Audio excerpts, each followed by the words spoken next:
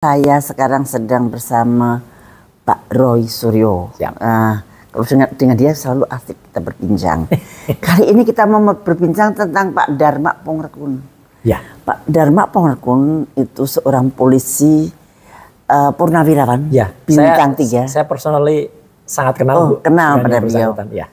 Dia orangnya sangat baik, ya, dan dia sangat kekeh pengen melindungi masyarakat DKI ini agar selamat dari bencana kesehatan, ya, yang dibuat maupun alami, gitu. Ya. Pokoknya dia mempersiapkan itu dengan sebaik-baiknya, dan kemudian beliau maju menjadi gubernur dengan didampingi oleh wakil gubernur Pak Kun, ya, Kun Wardana. Jadi Pongrekun wakilnya Kun Wardana. Dan mereka berhasil mengumpulkan 1,2 juta KTP. Itu gak gampang. Betul. Dan karena memang masyarakat DKI sangat membutuhkan orang yang seperti dia. Ya. Karena dia sudah capek melihat pemilu kemarin, kepercayaan terhadap partai non sewu. Ya. Non sewu bukan saya ya, ini analisa saya barangkali tidak salah. Masyarakat itu sudah jenuh dengan partai.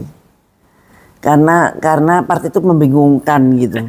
Tidak bisa ditebak, tidak bisa ini. Saya kira ini begini, tahunya begitu. Nggak apa-apa. Nah, kalau Ibu ngendika gitu nggak apa-apa. Ya, Ibu bicara gitu. Saya juga termasuk orang yang sudah 4 tahun ini, Bu. Itu kan mengundurkan diri dari partai. Oh, Anda sudah nggak di Demokrat? Oh, sudah 4 tahun. Tapi saya baik-baik mengundurkannya. Ya, saya mungkin satu dari sedikit kita sama-sama anak buahnya Pak SBY. Oh iya, saya dengan beliau masih sangat baik. Mas berkomunikasi baik. Kemarin juga sempat kita bertemu di Cikeas untuk reuni halal bihalal. Ya, saya kan juga datang. Iya, Ibu. Nah, jadi artinya gini. Terus terang kita mesti harus menyampaikan kepada masyarakat. Saya juga bukan orang yang asing dengan Pak Dharma Pongrekun. Oh ya. Ketika di BSSN beliau menjadi wakil ketua Badan Cyber dan Sandi Negara, kan dulu juga kita sering komunikasian. Saya kebetulan karena sama ya. Sama-sama bidangnya, sama-sama orang cyber kan gitu. Nah, memang ini yang saya lihat ini beliau itu dizalimi. Ya gitu dengan proses ini. Enggak, sekarang. Oh, sekarang. Dengan adanya proses ini mesinnya di KPU itu lemot banget, dan kadang-kadang tombolnya dimatiin sampai 10 jam. Nah, itu sama dengan mengulang kasus Sirekap kemana, Bu?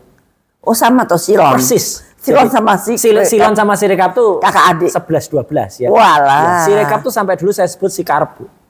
Si karep-karepmu gitu. Oh, karep-karepmu Dewi. Ya, dan itu memang fatal. Errornya fatal ya. Saya kan sampai dengan sekarang bersama teman-teman dari ABDI, Aliansi Penegak Demokrasi Indonesia, kan kita juga terus membongkar apa yang ada pada Sirekap, sistem informasi rekapitulasi pemilu. Kan itu kan jahat, saya bilang gitu ya. Sampai kan teman-teman bilang jahat gitu. Bukan hanya kecurangan, tapi kejahatan. Karena dalam Sirekap itu kan selain sekarang masih disidangkan terus ya di KIP, karena banyak sekali data yang disembunyikan kan di sana. Kita sama sahabat kita bahkan ada sebuah yayasan yang sangat peduli terhadap kasus ini, Yayasan Yakin namanya, Yayasan Akuntabilitas itu. Oh, ya. Ya, tempatnya Pak Ted Hilbert itu. Nah, itu kan sampai bisa membongkar apa yang terjadi pada Sirekap. Nah, ini sama. Silon itu menurut saya nanti juga harus dibuka, harus dibongkar gitu. Jadi sebelum kita kemudian mencari tahu kesalahannya pada orang pribadinya, harusnya silonnya juga dibongkar juga. Karena ini sama dan sebangun dengan Sirekap. Sirekap itu dibuat oleh KPU, dia artinya order kepada satu kampus terkenal di Bandung ya, tapi dari kampus itu kemudian dimodifikasi lagi banyak semacam yang dari Sirekap ya Bu ya. Itu misalnya waktu itu data cloud-nya itu kemudian diletakkan di luar negeri, di tempat yang ada, kemudian waktu itu saya buka itu di Alien Computing ya gitu, artinya bukan di Indonesia. Ini kan pelanggaran sebenarnya, dan waktu saya membongkar itu jahatnya ini. Saya kan sempat juga dilaporkan gitu ya, gitu karena dikatakan menebar hoax gitu, menebar hoax, katanya data itu tidak diletakkan di Alibaba. Nah, bahkan KPU sendiri Bu, ini saya sampai tidak habis pikir, berani menggelar konferensi pers. Saya ingat betul pada tanggal 21 Februari itu komisionernya, kami jamin data itu ada di Indonesia dan sepanjang pengetahuan saya gitu kata. Sepanjang pengetahuan saya. Ya, jadi pengetahuannya nggak panjang Bu. Ya kan? Itu ketua ada di Indonesia. Iya, yang bilang itu kan padahal kena kan dilaporkan juga soal etis ya, dilaporkan ada pencabulan dan sebagainya gitu kan gitu. dia ngomong gitu, ternyata dia bilang tidak pernah ada di luar negeri. Ternyata setelah ada di sidang di KIP, Komisi Informasi Pusat, terbukti itu ada di Singapura. Dan sempat dipindahkan diam-diam juga setelah saya ngomong itu, dipindahkan ke Indonesia. Itu satu. Yang kedua, ini juga pasti di Silon juga terjadi. Ada yang namanya script ya. Ada yang namanya script yang itu di secara komputer. Script itu adalah program kecil tambahan yang bisa disusupkan. Sehingga seperti hasil pemilu kemarin, mau berapapun dan mau dari manapun, angkanya tetap sama, 28, 58, 17. Hari pertama tanggal 14 Februari, siang hari, itu sudah muncul angkanya kok. Iya. Lah padahal kan angka belum, nah ini sama. Jadi ini masuknya 1,2 juta, betul, Pak Dharma itu cuma 400.000. Makanya belum daftar aja di sananya mungkin ya sudah disetting segitu gitu. Makanya ini harus dibongkar. Kalau menurut saya harus digugat. Gitu loh. Ya memang akan menggugat. Iya akan menggugat dan itu pertama menggugat dulu ke Bawaslu, tapi nampaknya TED akan menggugat. Setuju. Karena apa? Karena dengan digugat itu nanti akan bisa dibuka yang namanya source code. Artinya source code itu program yang digunakan di Silon itu. Ya. Nah, dengan ingin tahu betul itu apa. Dan itu pasti dari mana. Dan saya ramalkan ini, Bu. Pasti nanti KPU akan bilang, "Oh, itu termasuk yang dikecualikan." Oh, gitu. Dalam Undang-Undang Keterbukaan Informasi. Kita lawan. Itu nggak ada, KIP itu harus nggak ada. Terbuka. Ada di 17 di pasal 17 Undang-Undang KIP. Dan kebetulan saya ikut membuat Undang-Undang KIP-nya Bu dulu di DPR. Dan saya juga menjadi ahli ketika apa itu, pasal 17-nya kenapa? Pasal 17 ada pasal-pasal yang dikecualikan. Yang itu pasti nanti akan dijadikan alasan oleh KPU. Tapi pasal yang dikecualikan itu sebenarnya adalah yang hubungannya dengan rahasia negara, mengancam integritas negara. Itu baru bisa dikecualikan. Kalau source code itu dibuka, nggak ada negara yang terancam, Bu. Iya dong. Justru malah itu berguna untuk kampus, berguna untuk pendidikan. Kalau Silon ini kemudian nanti dibuka dan ternyata ada program yang ternyata tidak tepat, semacam berguna pemilu, betul. Pilkada. Sirekap itu kan juga sama, Bu. Jadi Sirekap itu kan dulu saya bongkar, ternyata yang dipakai dari Sabang sampai Merauke, yang dipakai di ratusan ribu TPS di seluruh Indonesia, ya itu ternyata beda-beda. Dan bahkan ada program yang pertama kali di launching di situs KPU, padahal ini launching resmi dulu.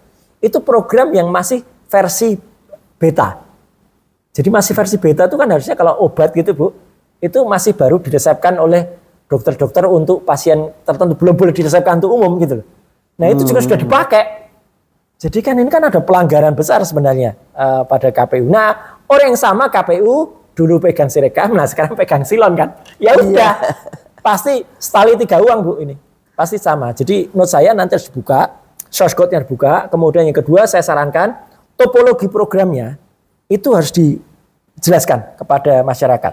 Apakah topologi program itu misalnya mekanisme yang dilakukan? Nanti Anda ikut dong, karena Anda tahu kesehatan, tahu. Iya, misalnya isunya yang dibawa Pak Dharma itu kan isu kesehatan. Betul. Yang selama ini belum pernah dibawa oleh calon gubernur dari partai. Ya. Calon gubernur dari partai ya itu aja yang dibawa. Ya. Dan akhirnya yang jalan adalah kepentingan partai. Setuju. Senyum saya, Bu, kalau lihat itu. Saya kan juga pernah 15 tahun di partai, Bu. Nah itu dia. Nah ketika di partai kan kita agak sulit untuk benar-benar pure berpikir. Ya. Karena pasti ada kepentingan-kepentingan yang ditumpangkan atau yang kita harus masuk dalam koridor-koridor itu. Tapi sekali lagi, Bu, saya bukan orang pecatan partai loh, Bu, ya. Saya pamit resmi dengan surat dan alhamdulillah memang ya saya masih baik dengan partai itu, tapi juga saya mengkritisi kalau ada yang salah dengan partai di Indonesia. Gitu. Dan calon-calon individu ini sebenarnya calon-calon independen itu sebenarnya penting. Iya, gitu. Menunjukkan ada demokrasi di Indonesia. Betul. Jadi kalau Jakarta nggak ada calon independen, kalau nggak ada calon independen, artinya nggak demokrasi lah. Setuju. Jadi memang ya, saya yakin lah. Saya kenal baik dengan Pak Dharma. Beliau juga sering, bukannya sering ya, mungkin banyak ya. Dia mungkin, tersaring lah orangnya, dia istimewa ya, sebetulnya. Artinya orangnya mungkin ya 11-12 juga dengan saya. Beruntung masyarakat gitu. Jakarta kalau gubernurnya dia, beruntung. Ya moga-moga. Tapi apapun yang terjadi, ya kita butuh orang-orang seperti dia. Ya kalaupun ini, Bu, ya kalaupun misalnya nanti dengan segala cara kan rezim ini kan pasti sudah berusaha mensiasati. Kayak KPU dengan Sirekap kemarin kan semua sudah berusaha dipalang-palangi. Itu artinya kita bongkar dari sisi IT-nya, ada kemudian skrip yang kita bongkar, ada kemudian program yang disusupkan dan lain sebagainya. Kan mereka sudah berusaha juga untuk merintangi upaya kita. Tapi pastilah orang baik ya Bu, mutiara, meskipun nanti saya anggap beliau itu seorang seperti mutiara, mau dicebloskan ke dalam lumpur pun pasti mutiara itu kan tetap bersinar. Gitu. Ya mudah-mudahan deh. Dan mudah-mudahan bisa digugat. Betul. Untuk pelajaran, bukan untuk apa-apa, untuk pelajaran. Tapi nanti khawatirnya nih Bu, ini ramalan saya aja gitu. Khawatirnya kan nanti akan seperti ketika kami dari Abdi waktu itu kan menggugat KPU dan kemudian di KIP, itu kan sempat KIP tiba-tiba mengeluarkan keputusan keputusan internal, tapi untungnya sudah dipatahkan juga oleh KIP ya, bahwa mereka memasukkan ini sebagai aturan yang dikecualikan selama 5 tahun. Ini kan jahat banget. 5 tahun ya rezimnya udah ganti lagi dong nanti gitu. Dan memang mereka tahu persis mekanisme pengadilan. Jadi nanti kita nunggu nanti proses di pengadilan negeri, banding, ya kan gitu, kemudian kasasi gitu. Nah, moga-moga proses ini tidak berlama-lama, Bu. Kalau berlama-lama ya sudah pilgub dong nanti. Yang paling penting Pak Dharma Pongrekun bisa mewarnai. Setuju. Seharusnya demokrasi di Indonesia itu seperti apa? Setuju. Tuh. Saya sayang kalau dia tidak menjadi. Saya satu line dengan beliau, ya hobinya juga kebetulan sama Bu, gitu. Ya, hobinya vokalnya juga sama. Dan hanya mungkin harus berjuang keras lagi untuk bisa mencapai posisi yang dimungkinkan. Gitu. Karena Anda harus lebih vokal lagi karena teknologi itu yang akan membanjir. Dan saya tahu persis Pak Dharma Pongrekun dengan basis pengetahuannya. Dulu menjadi wakil BSSN kan luar biasa. Wah, pegang big data di Indonesia dan itulah sebabnya Bu, mohon maaf ini. Ya orang takut, rezim ini takut terhadap beliau gitu ya. Semacam orang yang takut terhadap saya, padahal kelihatannya apa sih saya ditakutkan? Ya, saya kan orangnya kan ketawa-ketawa aja gitu. Di antara ketawanya itu ya yang berbahaya. Oke, saya kira cukup. Baik, Ibu.